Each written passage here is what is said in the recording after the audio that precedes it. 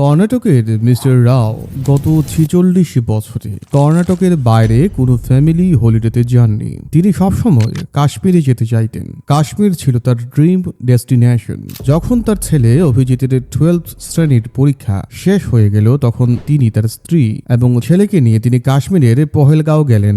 পহেলগাঁও, যা কাশ্মীরের স্বর্গের এক অপূর্ব টুকরো। সেখানে তারা ঘোড়ায় চড়েছিলেন, কিন্তু তারা মোটেও বুঝতে পারেননি তাদের জীবনে এক বিশাল বিপর্যয় আসতে চলছে।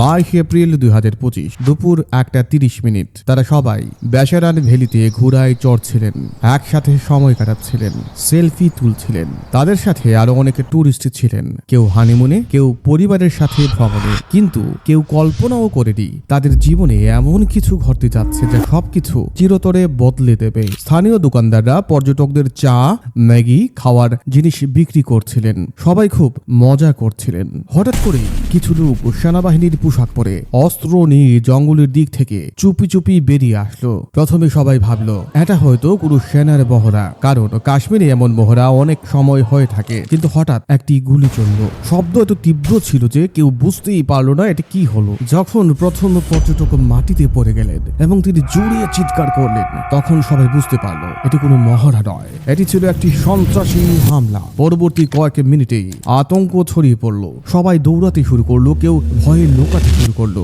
কিন্তু সন্ত্রাসীদের কোনো ভয় ছিল না। তারা পুরো পরিকল্পনা নিয়ে এসেছিল। তারা আলাদা আলাদা গ্রুপে ঘিরে ফেলেছিল টুরিস্টদের এবং একে একে তাদের কাছে কলমা পড়তে বলছিল, নামাজ পড়তে পারেন কিনা সেটি জিজ্ঞাসা করেছিল। এক এক করে তারা মানুষজনকে হত্যা করতে শুরু করলো। তারা মিস্টার রাওয়ের মাথায় বন্দুক ঠেকিয়ে জিজ্ঞেস করলো তিনি হিন্দু না মুসলমান। রাও যখন বললেন তিনি হিন্দু, তখন তারা তাকে গুলি করে হত্যা করলো। মিসেস রাও ভেঙে পড়লেন। তিনি কাঁদতে কাঁদতে বললেন, আমাকেও মেরে ফেলো, আমার স্বামীকে মেরে ফেলেছ, আমি আর আমার ছেলে কিভাবে বাঁচবো আমার স্বামী ছাড়া। তখন এক সন্ত্রাসী বলল, না, আমি তোমাকে মারবো না, তুমি বাইরে গিয়ে তোমাদের প্রধানমন্ত্রী মোদীকে গিয়ে বলবে আমরা কি করেছি এবং কিভাবে করেছি। তারা চায় এই খবরটি চারদিকে ছড়িয়ে পড়ুক, যাতে পুরো ভারতবর্ষে একটি ভয় তৈরি হয়। তারা মিসেস রাওকে ছেড়ে চলে যায়। এই ঘটনার মাঝে এক 28 বছরের কাশ্মীরি মুসলিম ঘোড়ার চালক সৈয়দ আদিল হোসেন কিন্তু কিছু পর্যটককে ঘোড়ায় চড়াচ্ছিলেন। সন্ত্রাসীরা যখন আসে এবং গুলি ছুড়ে, তখন আদিল বুঝতে পারেন যে আজ তারা কাউকে ছাড়বে না। তিনি দ্রুত তার পর্যটকদের দৌড়ে পালাতে বললেন এবং নিজেই সন্ত্রাসীদের সাথে লড়াই করতে চান। তিনি সন্ত্রাসীদের বন্দুক কেড়ে নেওয়ার চেষ্টা করেন যাতে পর্যটকরা পালাতে পারে। পর্যটকরা পালিয়ে যেতে সক্ষম হন, কিন্তু সন্ত্রাসীরা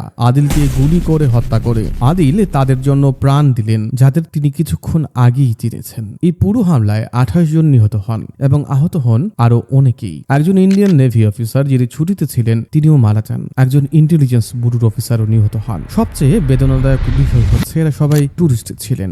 কেউ হানিমুনে, কেউ পরিবার নিয়ে এসেছিলেন বেড়াতে। যারা স্থানীয় ছিলেন তারা পরিবারের জন্য জীবিকা নির্বাহ করতে কাজ করছিলেন। তাদের জন্য এটি ছিল একটি কাজের দিন। এই খবর ছড়িয়ে পড়ার পর একটি সন্ত্রাসী সংগঠন TRF বা দ্য রেসিস্ট্যান্স ফ্রন্ট হামলার শিকার করে। TRF লস্করে তৈয়বার একটি শেডো গ্রুপ। তারা জানায় সরকার কাশ্মীরের বাইরের লোকজনকে বসবাস করাচ্ছে এবং তারা তা হতে দেবে না। কিন্তু কে সেই বাইরের লোক? যারা মুসলিম নয়, কেবল ধর্মের ভিত্তিতে। এরকম কিছু লোকের জন্য পুরো একটি ধর্মকে বদনাম পেতে হয়। এটি শুধুমাত্র একটি হিন্দু মুসলিম সমস্যা নয়, এটি একটি ঘৃণাজনক সমস্যা। এই আক্রমণ ভারতের উপর, ভারতের সেকুলার আদর্শের উপর আক্রমণের পর গোটা ভারতবর্ষ খুবই ফেটে পড়েছে। পহেলগাঁও থেকে সেই ঘোড়াগুলো, সেলফি পয়েন্টগুলো, খুশির মুহূর্তগুলো আজ রক্তে রঙিন হয়ে গেছে। যেখানে আগে হানিমুন হতো, আজ সেখানে কেউ নিজের প্রিয়জনের রক্ত মুছছে। এখন কে কাশ্মীরে যেতে সাহস পাবে? যারা পর্যটকদের মাধ্যমে আয় করতেন তাদের জীবিকা হারিয়ে গেছে। এতে হিন্দু মুসলিম সবাই ক্ষতিগ্রস্ত।